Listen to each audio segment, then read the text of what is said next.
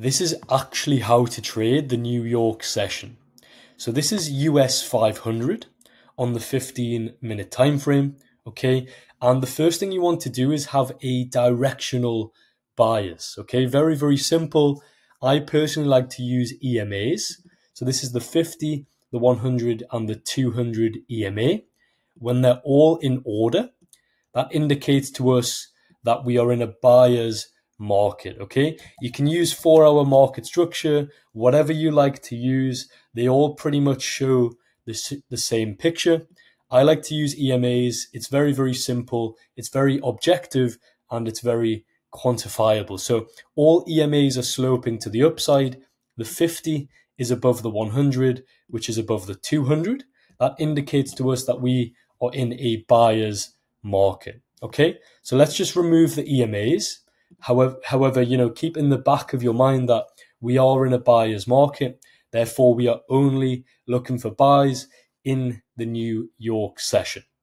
Okay, now let's just zoom in here.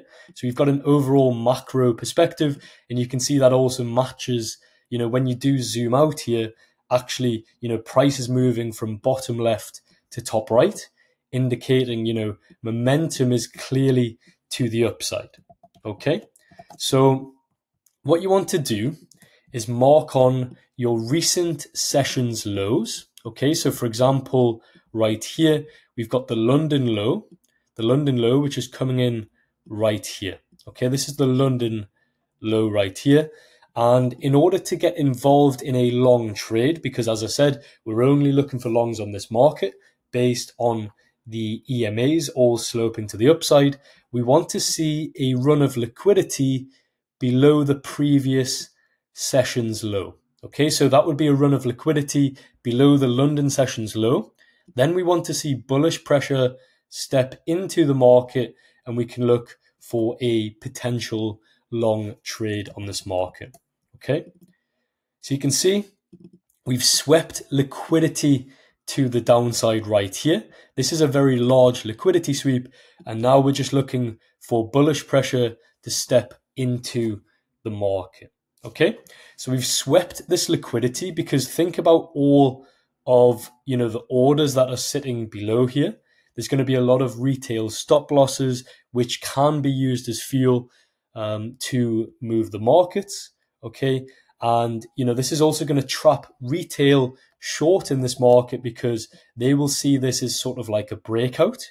Okay, however, we understand that the momentum is actually to the upside on the 4-hour market structure, the 15, the EMAs, the 50, the 100, and the 200 all sloping to the upside. Therefore, it's more than likely that this is just a liquidity grab in order to then push price back to the upside. Okay, in terms of a confirmation, all we want to see is a bullish candle close, which is what we get here. So this is known as a retrace candle, indicating that buyers are starting to step back into the market.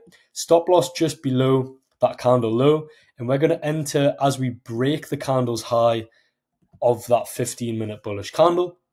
In terms of a target, you can either target a 1 to 2 or external liquidity, which in this instance will be a 1 to 3 risk to reward. I personally like to target a 1 to 2 based on my data. This is the optimal take profit. Okay, 1 to 2 risk to reward. You can see we're triggered in right here during the New York session, and you can see the 1 to 2 was hit on this trade on the US 500, and ultimately we do run external liquidity to the upside right there. Okay, so this is how to trade the New York session. That's the premise of this video. And just to recap, okay, you need, number one, a directional bias to understand where you're going to be trading for that session. Number two, you need to see a liquidity sweep below the previous session's low if you're looking for longs, which is this London session low right here. And finally, we need to see buyers stepping into the market in the form of bullish momentum. That indicates that buyers are present within this market. And then you've got invalidation below the liquidity sweep.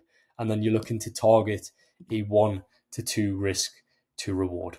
Okay, so this is how to trade the US 500 during the New York session. All right, thanks for your time, guys. Take care. Bye-bye.